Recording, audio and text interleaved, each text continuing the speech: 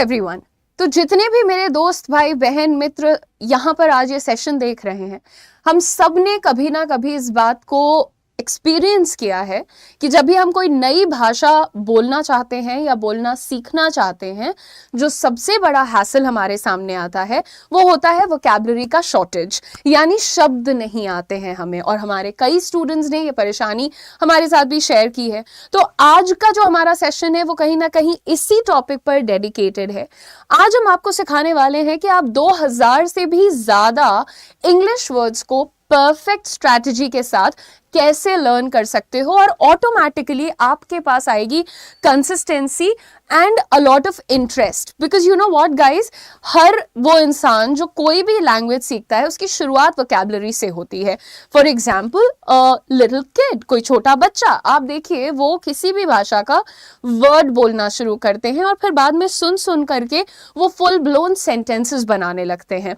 That is how you can actually master any language. साथ ही साथ हमारे वो कैंडिडेट्स जो एग्जाम्स दे रहे हैं, इंटरव्यूज दे रहे हैं, लिखना पड़ता है, डिस्क्रिप्टिव इंग्लिश को हैंडल करना पड़ता है, उन सब के लिए भी वोकैबुलरी का अच्छी मात्रा में उपलब्ध होना बहुत जरूरी होता है। तो आइए बिना किसी डिले के शुरू करते हैं आज का क्लास और आपको सिखाते हैं कि जो आपकी ये स्ट्रैटेजी है ना कि हमने कोई भी एक रैंडम इंग्लिश वर्ड को देख लिया और उसका कोई हिंदी मीनिंग मान लो हमने समझ लिया, ये हिंदी का एक वर्ड हो गया, ये उसी का इंग्लिश हो गया और बस हमने लर्न कर लिया, वाओ हम तो कितने अच्छे हो गए। बट ये करेक्ट स्ट्रैटेजी नहीं होती है। ऐसे लर्न करने पे आप जो वर्ड्स लर्न करेंगे वो कुछ दिनों तक तो दिमाग में रहेंगे, बट आफ्टर दैट आप उन्हें भूलने लगेंगे, या इस वर्ड के अलावा शायद सेम मीनिंग वाला कोई वर्ड आएगा तो आप नहीं समझ पाएंगे कि अच्छा इस वर्ड का भी ये मीनिंग हो सकता है। मान लो एक्स की जगह वाई आ गया, जेड आ गया, ए आ गया, बी आ गया, कुछ भी आ गया और मीनिंग सेम होने के बावजूद भी हम नहीं समझ पाते हैं कि what's the meaning of this word.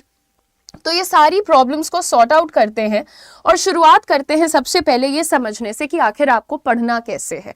The first word is doleful. Doleful का हिंदी मीनिंग आपको पता होना चाहिए, मातमी, मातम से जुड़ा हुआ, दुख से, उदासी से जुड़ा हुआ।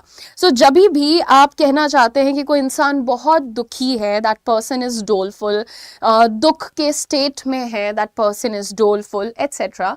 नाउ गाइस, जब आपने देखा एक इंग्लिश वर्ड और उसका हिंदी मीनिंग, इसके साथ अगर मैं आपको बताऊं कि ये जितने वर्ड्स अब यहां पर लिखे हुए हैं ये सब का मतलब होता है दुखी या फिर मातमी या फिर उदासी से भरा हुआ।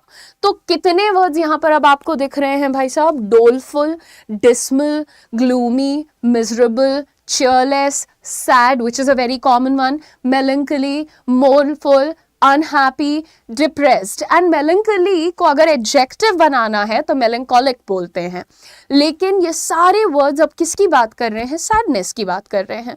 सो यू नीड टू अंडरस्टैंड कि अगर आप एक वर्ड पढ़ते हो तो एट द सेम टाइम आपको उसके कुछ सिनोनिम्स भी पढ़ने चाहिए ताकि एक्चुअल एक्सपेंशन हो वोकैबुलरी का।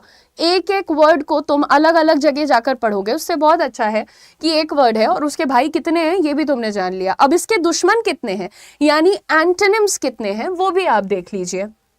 elated, बहुत प्रसन्न, glad, happy, joyful, cheerful, delighted, jocund, हंसी ठिठोली से भरा हुआ या हंसी मजाक करने वाले लोगों को हम जोकंड बोलते हैं।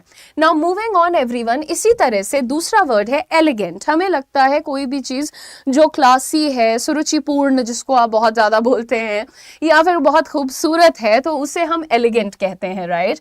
लेकिन इसके सिनोनिम्स देखिए, luxurious, polished, dignified, fine, graceful, refined, exquisite, polite, all these words are related to elegant.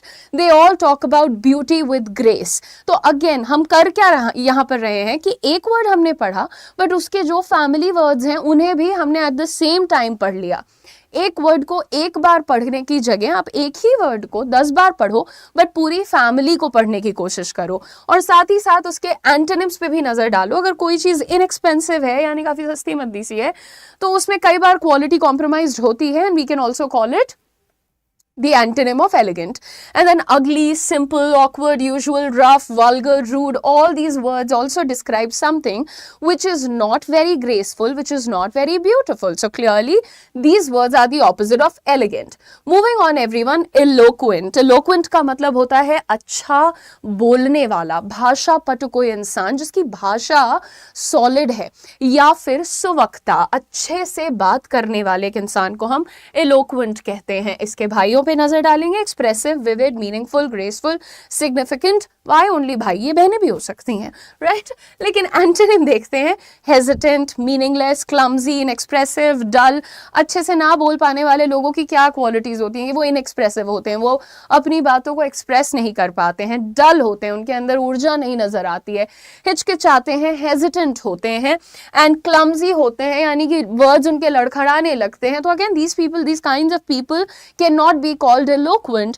तो ये सारे वर्ड्स में हमने सिर्फ दो चीजें ऐड करी हैं, यानी एक, उसका हिंदी मीनिंग तो आप सीख लेते हो, बट टू मोर थिंग्स, उसकी फैमिली से मतलब उससे जुड़े हुए जितने भी वर्ड्स हैं उन्हें समझिए, एंड उसके ऑपोजिट जो वर्ड्स हैं उन्हें भी समझिए. आप एक वर्ड के साथ साथ कितने सारे वर्ड्स पढ़ रहे हो, समझ रहे हो, सीख रहे हो, इस पर फोकस्ड रहो. अब आप सोचोगे कि मैम पर ये मिलेंगे कहाँ मुझे, फिर इसमें भी तो एक्स्ट्रा टाइम लगाना पड़ेगा ना. नहीं लगाना पड़ेगा, आज की क्लास में जुगाड़ पता चलने वाला है. इसीलिए कह रही हूँ कि सेशन को जल्दी से शेयर कर दो, और जितने भी स्टूडेंट्स वोकैबुलरी को लेकर के स्ट्रगल करते हैं ना, उन सबको आज सोल्यूशन यहाँ पर मिलने वाला है. अब आपका सामने वर्ड दिख रहा है कॉन्कॉर्ड. कॉन्कॉर्ड का मतलब होता है अग्रीमेंट, सहमति, सामंजस्य, यानी कि हार्मनी. झगड़ा नहीं है, डिस्प्यूट नहीं है, कॉन्फ्लिक्ट नहीं है. There is a lot of concord in that situation. Then अब इसका सिनोनिम देखिए, unity, harmony, peace, agreement, amity, accord. Accord, concord, ये तो वैसे भी भाई लगते हैं दिखने में ही. आगे एंटोनिम देखो भाई, जहां जिस चीज में सामंजस्य नहीं है, यानी कि वहां पर विरोधाभास है, यानी कि दुश्मनी है. तो अब एंटोनिम कहां से आ रहा है? एनिमोसिटी. एनिमोसिटी का मतलब दुश्मनी. हॉस्टिलिटी, विरोधाभास. डिस्कॉर्ड, असामंजस्य. असामंजस्य होता है, राइट? इसमें मैं कंफ्यूज हो सकती हूँ, मुझे माफ करिएगा, but disagreement is definitely discord, dissent and disagreement. ये तीनों वर्ड्स भी इसके एंटोनिम्स हो जाएंगे clearly. Moving on everyone, the next word is condemn. किसी चीज को क्रिटिसाइज करना, कॉल आउट करना, उसकी निंदा करना, उसे हम कहते हैं टू कंडेम समथिंग. अगेन आप यहाँ पर देख रहे हैं इसके सिनोनिम्स. अब देखो, निंदा करना का अगर तुम हर वक्त एक ही वर्ड यूज करते हो, टू क्रिटिसाइज, क्रिटिसाइज, तो क्लियर है ना कि पूरी दुनिया ही वैसे बोल रही है. ना तो आप कभी एडवांस स्पीकर हो पाओगे, ना तो कभी आपकी रिटन इंग्लिश बहुत अच्छी हो पाएगी. तो आप बेसिक घिसी पिटी बोलोगे और उसी में उलझे रहोगे. Now again, if you want to be more charismatic, if you want to be more convincing, and if you want to have great communication skills as well, then you have to work on your vocabulary everyone. Synonyms देखिए, to censure, rebuke, blame, criticize, denounce और scold. ये सारे क्या हैं? निंदा करने के ही दूसरे इंग्लिश वर्ड्स हैं. और इसका एंटोनिम क्या हो जाएगा भाई? जब तुम किसी को की निंदा नहीं कर रहे हो तो क्या कर रहे हो? तुम उनको अप्रूव कर रहे हो, उनकी तारीफ कर रहे हो. To praise, appreciate, acquit, exonerate, glorify etcetera. Acquit और एक्सोनरेट का मतलब होता है कि किसी के ऊपर अगर कोई आरोप लगा है तो उसको हटा देना. ये नहीं, उसकी गलती तो नहीं है, उसने तो ये नहीं किया. तो इस तरह से जब आप हटाते हो लगा हुआ आरोप, तो उसे एक्विट और एक्सोनरेट भी कहते हैं. नेक्स्ट, कन्फेस, मान लेना, एक्नॉलेज कर लेना, अपराध, अपनी गलती को स्वीकार कर लेना कि हाँ भाई हमसे ये चीज हुई थी, उसी को हम कहते हैं to confess. Synonyms are acknowledge, declare, reveal, concede, admit, accept and profess.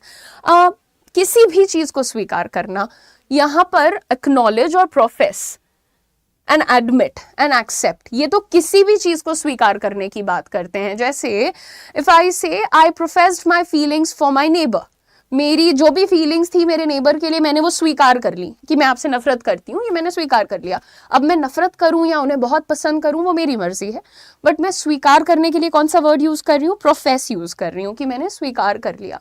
The thief confessed his crime. चोर ने अपना अपराध स्वीकार कर लिया, कन्फेस कर लिया.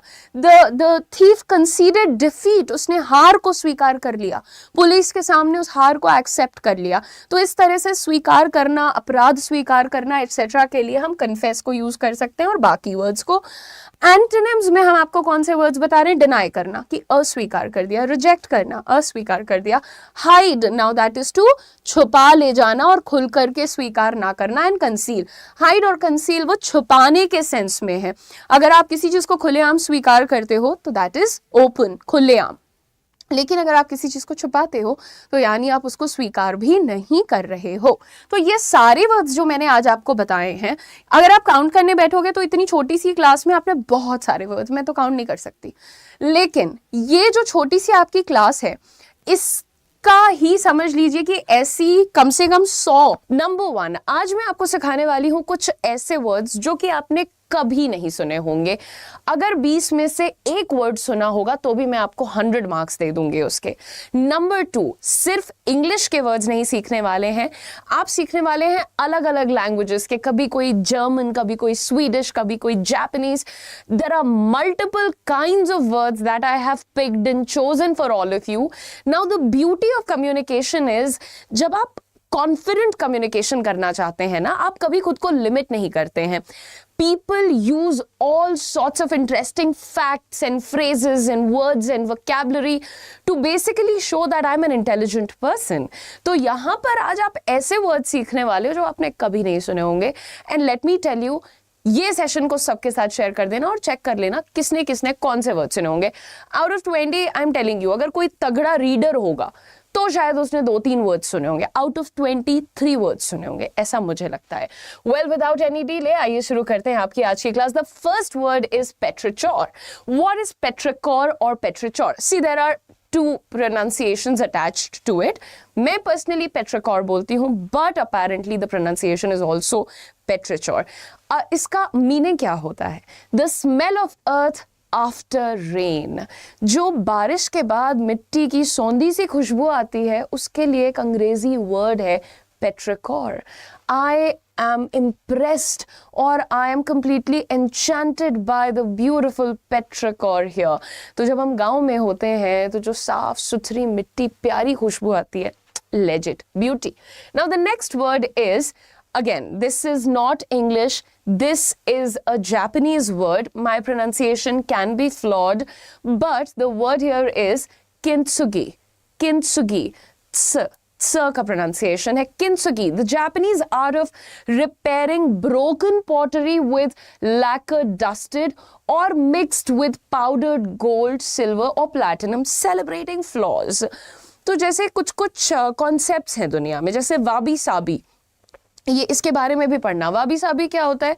अगर आपको कोई चीज़ आपके पास खराब है, टूटी फूटी है, तो उसको उसके फ्लॉ के साथ एक्सेप्ट करो, उसको बनाने की, रिक्रिएट करने की कोशिश मत करो. किंत्सुगी ऑन द अदर हैंड कहता है कि यार किसी चीज़, कोई चीज़ खराब है या टूटी हुई है, आप उसको फेंको नहीं, आप उसको बनाओगे और जो बनने के बाद वो अपने स्कार्स के साथ विजिबल होगा, तो वो बहुत खूबसूरत लगेगा. और मुझे लगता है कि एज ह्यूमन बीइंग्स हम बनते हैं, टूटते हैं, बिखरते हैं, लेकिन हमारे जो ये over a period of our life बहुत सारे स्कार्स हम इकट्ठे करते हैं, वही कहीं ना कहीं हमारी जर्नी को दिखाते हैं, right? So I think we should be a believer of the art of kintsugi. क्या कह रहे हैं इसमें कि गोल्ड का पाउडर या फिर प्लैटिनम पाउडर, इन सब चीज़ों से जब आप टूटी हुई पॉटरी को जोड़कर बना लेते हैं, फेंकते नहीं हैं उसे, उसी को कहते हैं किंत्सुगी.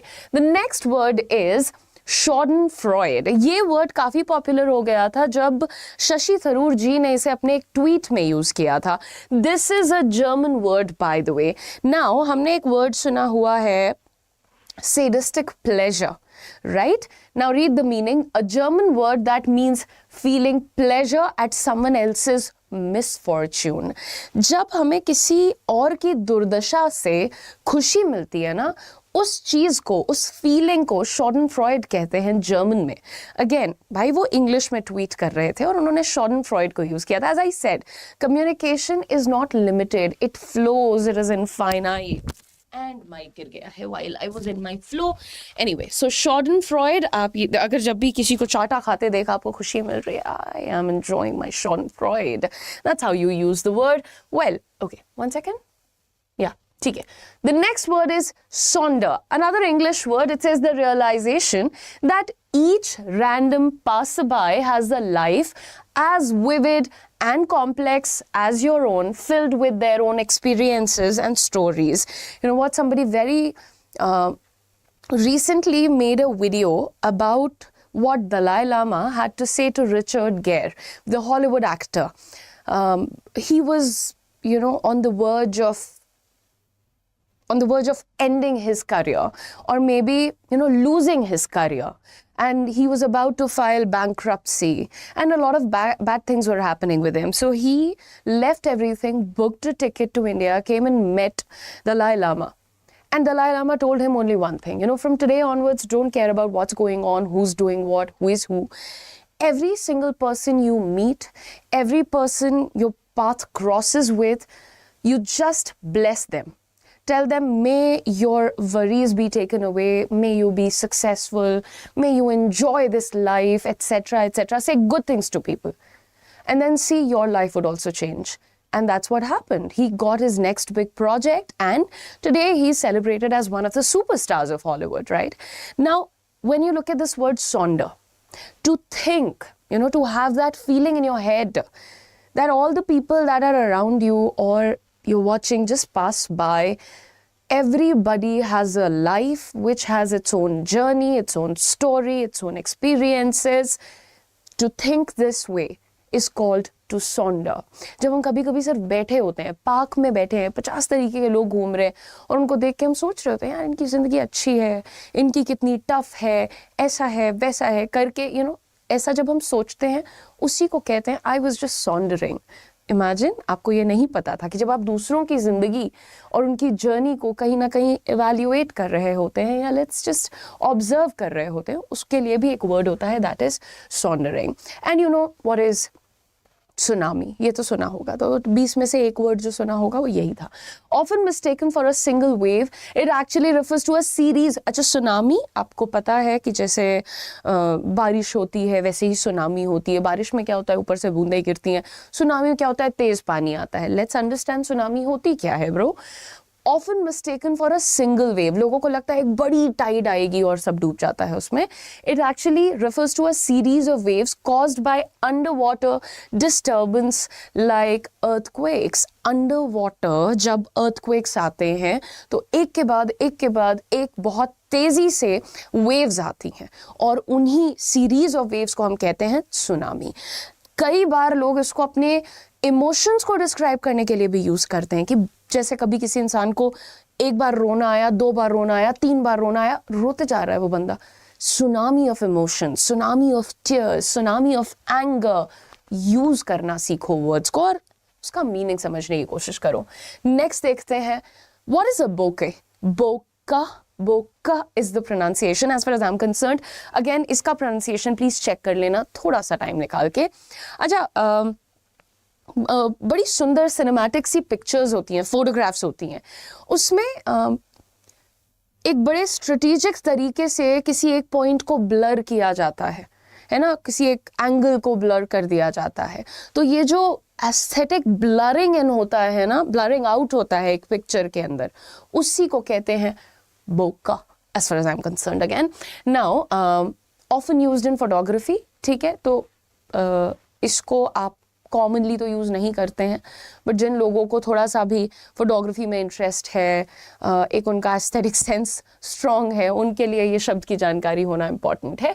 नेक्स्ट देखते हैं. Now this is not a word. First of all ये 2 शब्दों से बना है. ये क्या है? एक फ्रेज है, and this is a Latin phrase, memento mori. Hindi में हम कहते हैं बेटा ज़्यादा घमंड मत करो, सबको एक दिन मरना है, राइट? बस वही कहता है ये भी. मेमेंटो मोरी का मतलब होता है remember that you will die.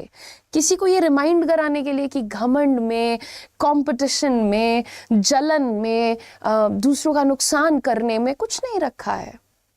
Because remember, memento mori, one day everyone will die, and so this is basically to remind somebody of mortality. कोई अमर होके नहीं आया है, तो तुम आज कितना भी कमा लो, जाना है, सबको जाना है. So memento mori is one of my favorite phrases from today.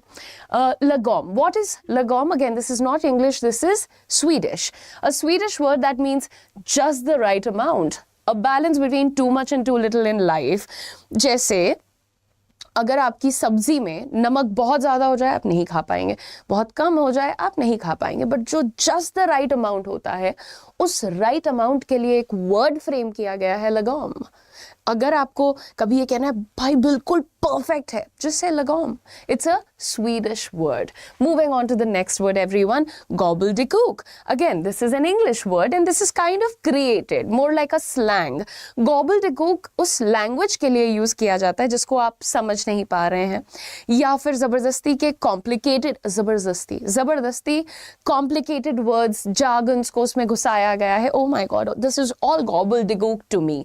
तो कभी कभी हम जैसे मैं पर्सनली स्पीकिंग, अगर मैं कुछ बहुत ही टेक्निकल वीडियो यूट्यूब पे सर्च करके देखने लगती हूँ तो कभी कभी लगता है यार इतने बड़े बड़े वर्ड्स यूज़ कर रहे हैं, ये साइंस के वर्ड्स ज़्यादा हैं, इसमें टेक्निकल वर्ड्स ज़्यादा हैं. Then I can just easily say oh my god this is all gobbledygook to me. So बहुत ही मीनिंगलेस या टफ टू अंडरस्टैंड बातों को हम गॉबल्डिगूक कहते हैं. Moving on everyone. The next word is Panglossian. What is Panglossian? This is an adjective, English word है, to describe an excessively or naively optimistic outlook on life, derived from a character in Voltaire's Candide.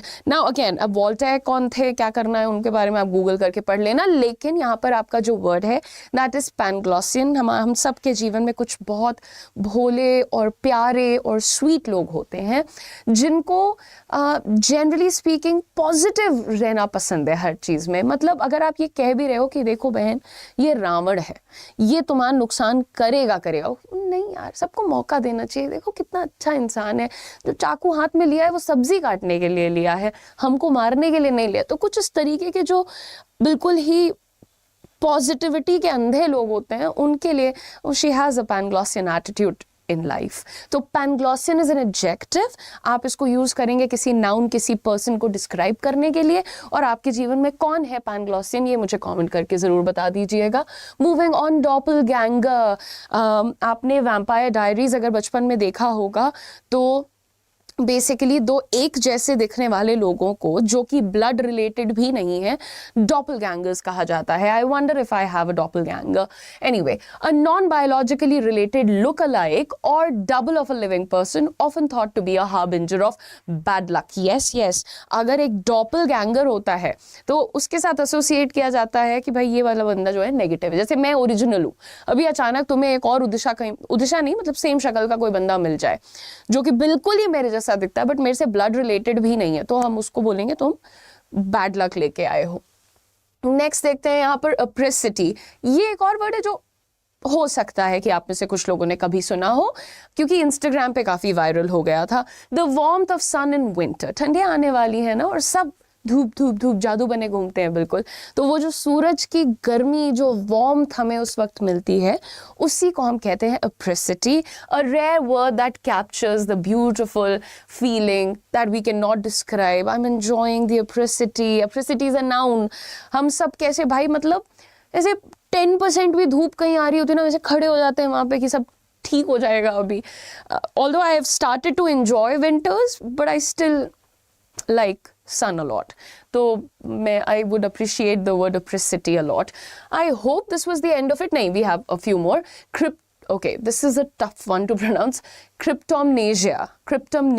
Again, now see, a phenomena where a person mistakenly believes they have come up with an idea when in fact it was forgotten content from their memory. कभी-कभी अरे मुझे पता है ये वो वाला word है, ये वो वाला. अब पता नहीं है, वो भूल चुके हैं आपको लगा कि आपको पता है बट आपको एक्चुअली नहीं पता है. You are suffering from cryptomnesia. Oh my God, you are suffering from cryptomnesia. How do you say that? You're basically trying to say कि तुमको लगा कि तुमको पता है but तुम भूल चुके हो. So use this word and I believe काफ़ी often use कर सकते हैं. Soliloquy, जो लोग उनको पढ़ते हैं, जिन्होंने मतलब अपने स्कूल डेज में या अभी शायद शौकिया शेक्सपियर की नॉवल पढ़ी हुई है, उनको ये वर्ड पता होना चाहिए. तो 3 वर्ड्स, जो अच्छे रीडर्स हैं उनको 3 वर्ड्स पता होंगे. This is the third one. An act of speaking one's thoughts aloud, commonly used in plays, particularly Shakespeare. Oh my God, I didn't even read the word. आप बोलोगे कंटेंट तो बनाया था, पढ़ा होगा, बट नहीं पढ़ा था यार, trust me on that. Okay, to reveal a character's inner feelings. तो क्या होता है जब एक नाटक होता है, ड्रामा होता है, थिएटर होता है, तो उसमें कोई कैरेक्टर मन में जो सोच रहा है वो तो हमें पता नहीं चलेगा. मूवीज में तो बैकग्राउंड स्कोर में डाल देते हैं उसके थॉट्स को, लेकिन ड्रामा में कैसे करना होता है, उसको खुद ही अकेले बोलना होता है वो सब कुछ कि वो ऐसा सोच रहा है. तो जब कोई अपनी इनर फीलिंग्स को जोर जोर से बोलता है, उसी को कहा जाता है soliloquy. क्या कहते हैं? soliloquy. Last word is nostalgia. ये वाला वर्ड भी पता होगा. Shit. 3 बोला था, 4 पता होंगे, right? Originally used to describe a medical condition. It now refers to a sentimental longing for the past. देखो, अब तुम्हें ये नहीं पता रहा होगा, लेकिन कि nostalgia जो है, जब ये वर्ड ओरिजिनेट हुआ था, तो एक मेडिकल कंडीशन थी ये बेसिकली, कि कुछ लोग जो हैं वो अपने पास्ट से उबर नहीं पाए, उसी में they are stuck kind of. तो अब इसका क्या मीनिंग होता है, जैसे कभी कभी बड़ी याद आते हैं ना पुराने दिन, बचपन के, स्कूल से आते थे, सब चिल था, टीवी देखते थे, गरम खाना खाते थे, कभी भी सो जाते थे, कभी भी उठ जाते थे. It's all luxury now. अब आपको एक टाइम पे उठना है, आपको एक टाइम पे पढ़ाई करनी है, आपको क्लास लेनी है. Oh my God. Anyway, so I just started getting a little nostalgic. Nostalgia noun होता है अगर आप किसी बंदे को कह रहे हो कि यार तू तो पास्ट के बारे में बहुत सोचता है, या यार आज वो बेचारा पास्ट के बारे में सोच रहा है, बोलो he is a little nostalgic today.